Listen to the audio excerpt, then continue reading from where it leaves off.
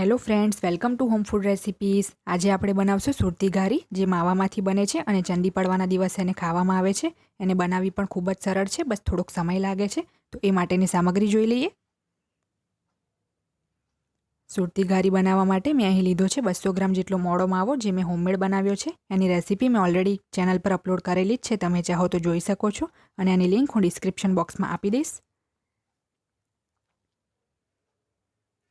આ છે 70 ગ્રામ દળેલી ખાંડ. સાદી ખાંડને જ મેં મિક્સરમાં પીસી લીધી છે.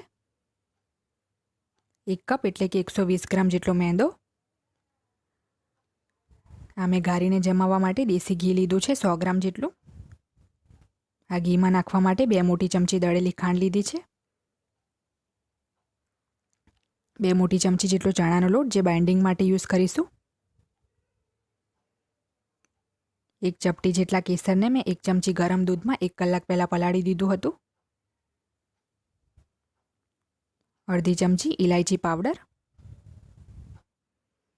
મોણમાં નાખવા માટે 2 મોટી ચમચી જેટલું ઘી લીધું છે મેં.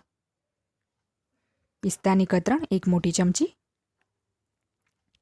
બદામની કતરણ 1 મોટી ચમચી.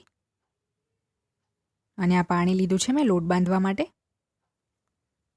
તો સૌથી પહેલાં આપણે લોટ બાંધી લઈશું. આ બાઉલમાં આપણે 1 કપ મેંદો નાખશું. અને મોણ માટે 2 મોટી ચમચી ઘી નાખશું.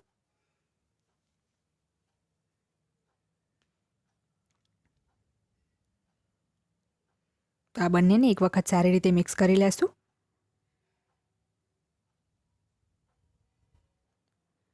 થોડું થોડું પાણી નાખીને આપણે આને મીડિયમ સોફ્ટ લોટ બાંધવાનો છે. લોટ વધારે ઢીલો કે વધારે કઠણ ના હોવો જોઈએ, એવો બાંધવાનો છે. તો આમાં થોડું થોડું પાણી નાખતા જશું.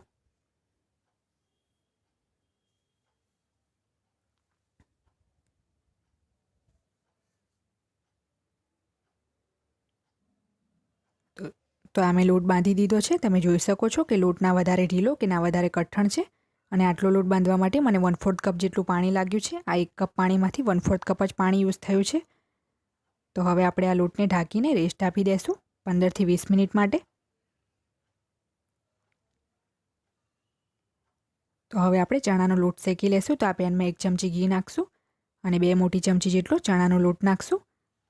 આ ચણાના લોટને આપણે ધીમા તાપે લાઇટ બ્રાઉન કરીશું. અને બસ આપણે માવાના બાઇન્ડિંગ માટે યુઝ કરીએ છીએ, જેથી વધારે ચણાનો લોટ આમાં યુઝ નથી કરવાનો.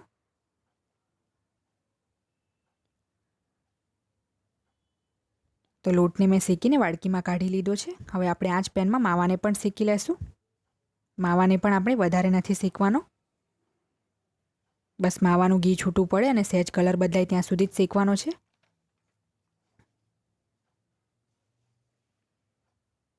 તો તમે જોઈ શકો છો આપણા માવામાંથી ઘી રિલીઝ થઈ ગયું છે અને એનો કલર પણ સહેજ બદલાઈ ગયો છે. તો આને પણ આપણે એક બાઉલમાં કાઢી લેશું.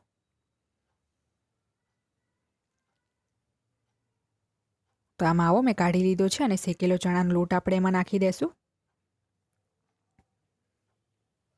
તો હવે આ બંનેને આપણે સારી રીતે મિક્સ કરી દઈશું અને ટોટલી આપણે આને ઠંડુ થવા દેવાનું છે. ઠંડુ થઈ પછી જ આપણે એમાં દળેલી ખાંડ નાખશું. તો હવે આને ઠંડુ થવા દઈએ. તો આપણો માવો સારી રીતે ઠંડો થઈ ગયો છે અને સહેજ પણ ગરમ નથી રાખવાનો, નહીં તો આપણી ખાંડ નાખતા જ એમાં પીગળી જશે. તો હવે આપણે આમાં દળેલી ખાંડ નાખશું. ખાંડ તમે તમારા સ્વાદ મુજબ વધતી ઓછી કરી શકો છો. આ બદામની કતરણ અને પિસ્તાની કતરણ પણ નાખી દઈશું. ઇલાયચી પાવડર પણ નાખી દઈશું. દૂધમાં પલાળેલું કેસર પણ નાખી દઈશું.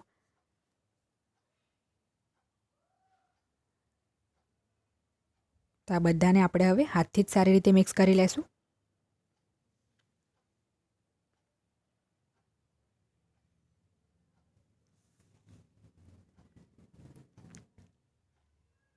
તો મેં આને સારી રીતે મિક્સ કરી લીધું છે.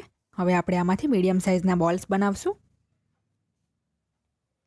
તો આ રીતે થોડુંક મિશ્રણ હાથમાં રહીને આપણે ગોળ બોલ બનાવવાનો છે. તો હવે આપણે એને ટિક્કીનો શેપ આપવાનો છે. જો તમને આ મિશ્રણ ડ્રાય લાગે તો તમે 1 ચમચી દૂધ હજી મિક્સ કરી શકો છો. અને જો આ મિશ્રણ લૂઝ લાગે તો તમે એમાં 1 ચમચી ચણાનો લોટ હજી ઉમેરી શકો છો. આ હમણાં પરફેક્ટ છે. મારે કંઈ પણ ઉમેરવાની જરૂર નથી. તો આ રીતની મેં ટિક્કી બનાવી લીધી છે. તો આ ટિક્કીને આપણે એક પ્લેટમાં કાઢી લેશું. અને આ રીતે સેમ પ્રોસેસથી આપણે બધી જ ટિક્કી બનાવી લેશું. તો મેં બધી જ ટિક્કી બનાવી લીધી છે, પણ આ સહેજ ઢીલું છે, તો આને આપણે ફ્રીઝરમાં 10 મિનિટ માટે સેટ થવા માટે મૂકી દઈશું. તો તમે જોઈ શકો છો આ બધી જ માવાની ટિક્કી સારી રીતે સેટ થઈ ગઈ છે. ફ્રીઝરમાં જલ્દી સેટ થઈ જાય છે. તો હવે આપણે ઘારી બનાવશું. તો આ લોટની મસળીને મેં લુવા પણ બનાવી લીધા છે. ટોટલ 5 લુવા રેડી થયા છે 1 કપ મેદામાંથી.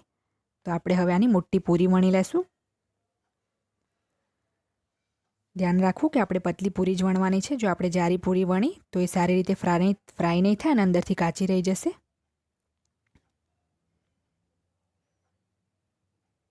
તો અમે પતલી પૂરી વણી લીધી છે. તો હવે આની ઉપર આપણે સેન્ટરમાં આ માવાની ટિક્કી મૂકશું.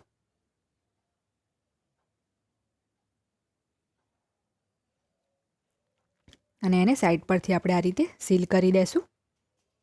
જે રીતે આપણે કચોરી બનાવી છે સેમ એ જ રીતે કરવાની છે આ પ્રોસેસ.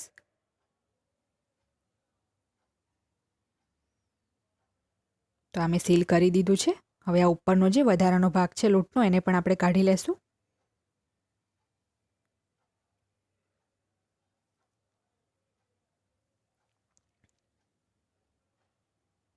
તો આ વધારાનો ભાગ મેં કાઢી લીધો છે અને આ રીતે હવે આપણે થોડોક શેપ આપી દઈશું ઘારીનો. તો આપણી ઘારી રેડી છે. આ રીતે આપણે બધી જ ઘારી બાકીની બનાવી લેવાની છે.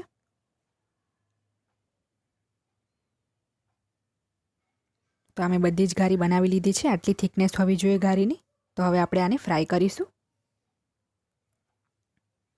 ઘારીને ફ્રાય કરવા માટે આપણે આ રીતનો એક જારો લેશું. એની અંદર આપણે આ ઘારી મૂકી દઈશું અને આ રીતે ગરમ ગરમ તેલ આપણે ઘારીની ઉપર આ રીતે નાખતા જશું.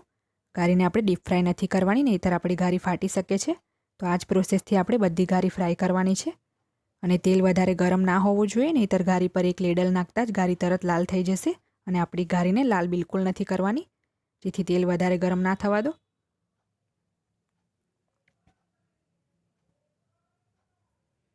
એક બાજુથી આ થોડીક ફ્રાય થાય તો એને આ રીતે પલટાવી દેવાની છે બીજી બાજુ.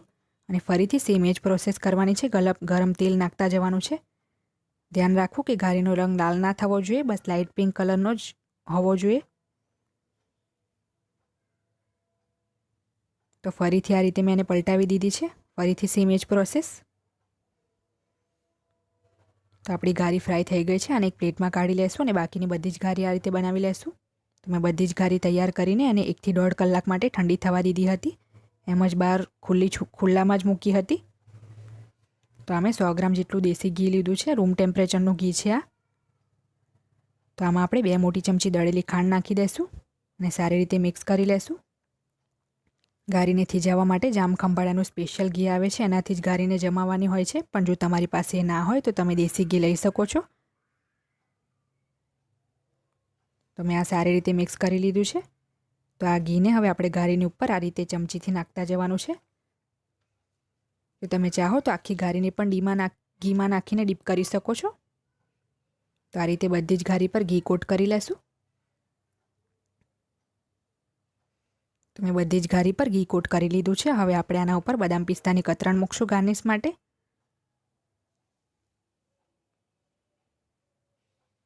બધી જ ઘારી ઉપર બદામ પિસ્તાની કતરણ મૂકવાની છે. તો મેં બધી જ ઘારી પર બદામ પિસ્તાની કતરણ લગાવી દીધી છે. હવે આપણે આને ફ્રીઝરમાં અડધા કલાક માટે સેટ થવા માટે મૂકશું. જો ફ્રીજમાં મૂકશું તો 1 કલાક લાગશે. તો આપણી ઘારી સારી રીતે સેટ થઈ ગઈ છે અને આ પ્લેટમાં કાઢી લેશું.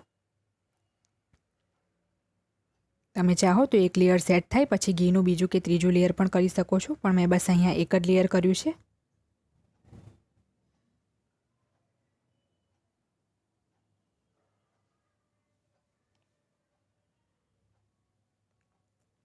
તો ફ્રેન્ડ્સ, રેડી છે આપણી સુરતી ઘારી, જેને બનાવવા માટે તમારે બસ એક જ વાતનું ધ્યાન રાખવાનું છે કે તેલ કે ઘી જે પણ હોય, જે તમે ઘારી ફ્રાય કરતા હોય એ વધારે ગરમ ના હોવું જોઈએ, નહીંતર ઘારી તરત જ લાલ કલરની થઈ જશે અને અંદરથી કાચી રહેશે.